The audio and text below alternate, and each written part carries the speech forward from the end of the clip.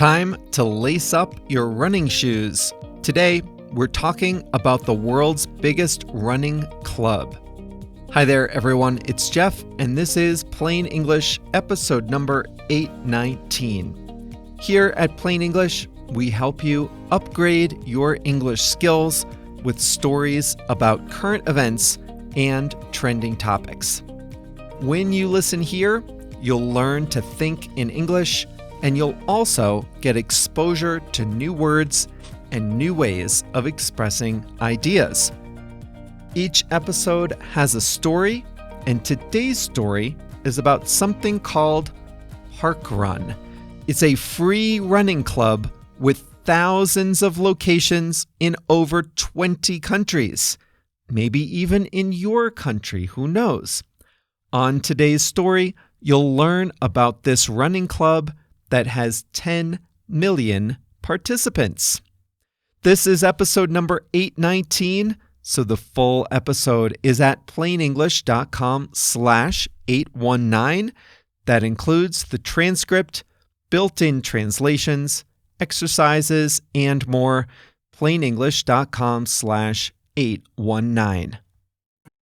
Before we start today's story, I'd just like to remind you that the podcast is just one part of how we can help you upgrade your English skills. At plainenglish.com, you can make faster progress with active learning strategies. You can take quizzes, do activities, listen to the fast version of the audio, watch video workshops, practice what you learn, and even join a live call with JR and me. It's all about helping you build your skills to become a better, more confident English speaker. Sound good? Go to plainenglish.com to start your free 14-day trial today. Now, let's jump into today's story.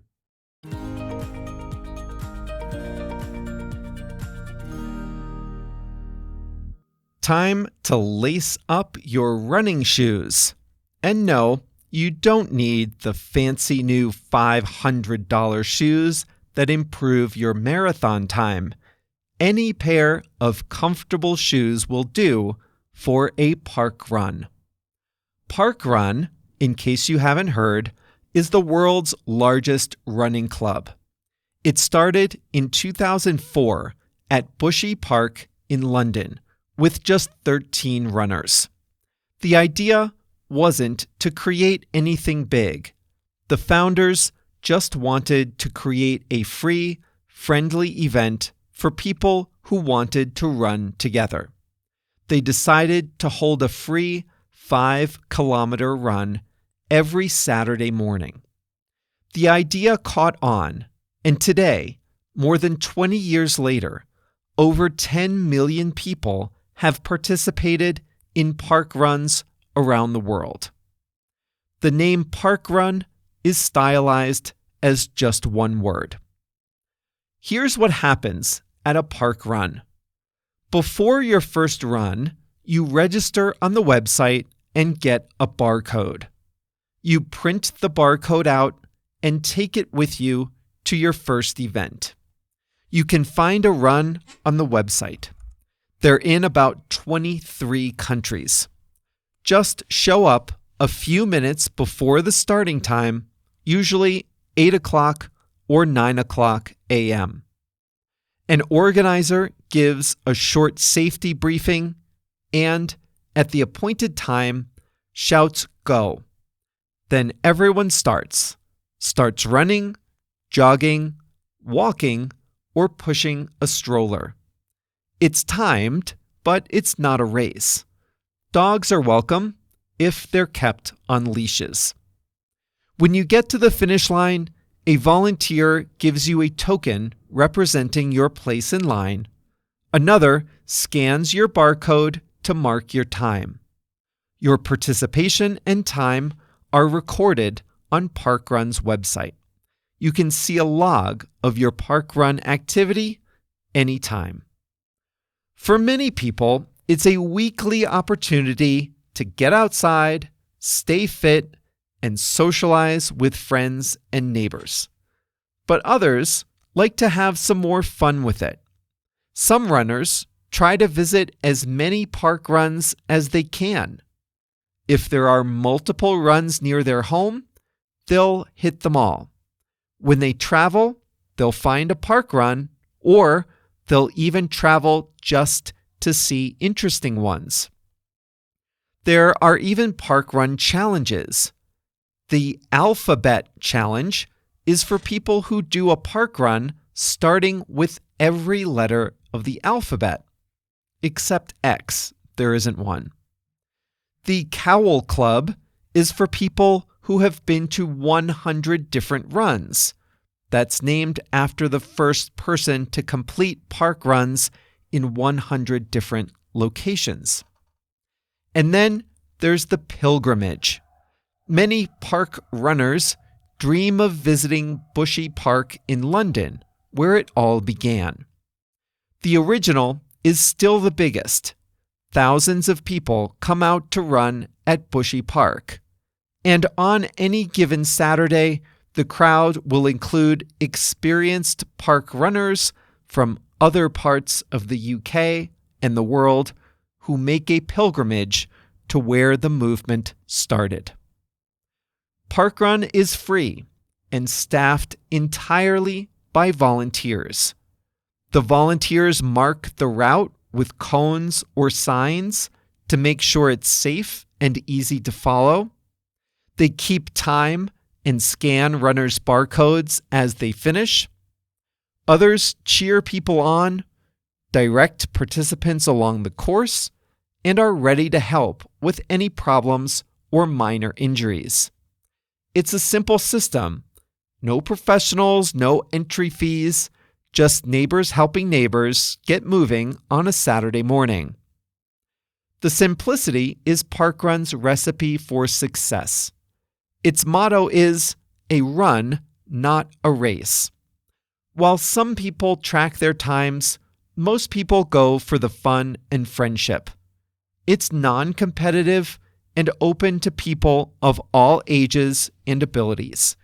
It happens every Saturday, no matter the precipitation, no matter the temperature. Parkrun is not affiliated with any government or health agency, but it still counts as a public health initiative. Studies show it helps reduce isolation, builds community, and improves mental health. The World Health Organization endorses Parkrun for offering a safe way for people to be physically active. Thousands of doctors' offices encourage patients to do park runs to stay healthy. There are park runs in 25 prisons.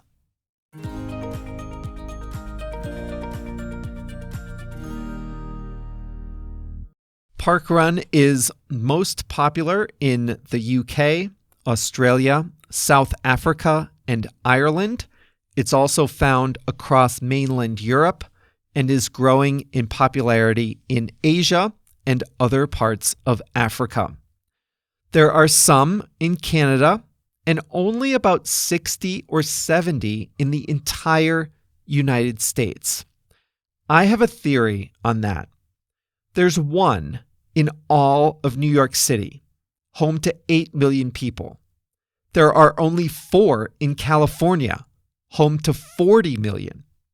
Ireland, population 5 million, has more than 150 park runs every Saturday. So why are they not as popular in the US with such a big population focused on fitness? Here's what I think. In the United States, organized 5K runs are already extremely common, and they have been for a long time. It's a big part of the fitness culture. 5K and 10K and so on. These runs are not weekly events, but they are very, very common fundraisers and community activities. And just like Parkrun, they're timed, but they're not super competitive. They're more about fun, activity, community, exploring a new place, things like that. At an American 5K charity run, you usually pay something like $25 or $50. You get a commemorative t-shirt and a bib with a number on it.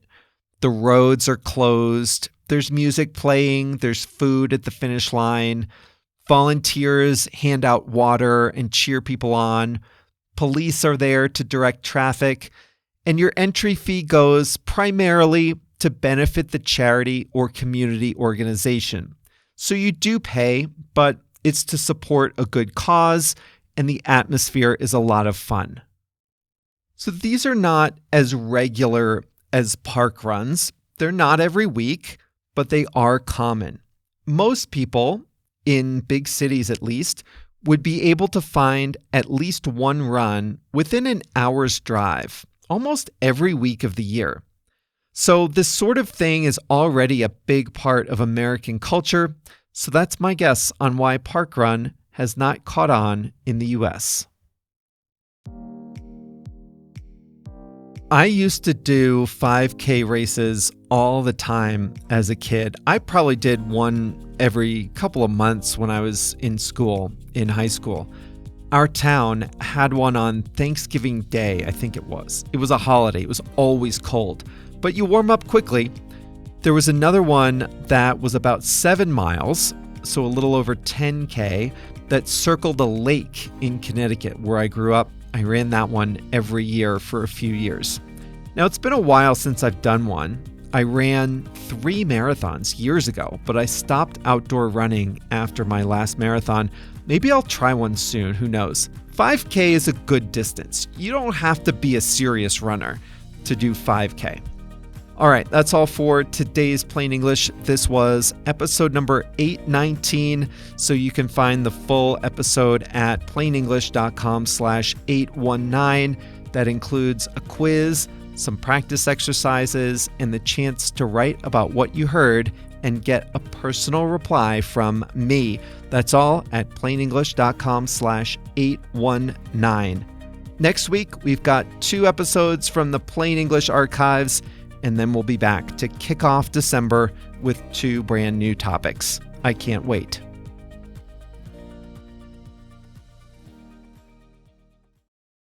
Listen up if you speak Spanish, Portuguese, Chinese, German, French, Italian, Japanese, Polish, or Turkish.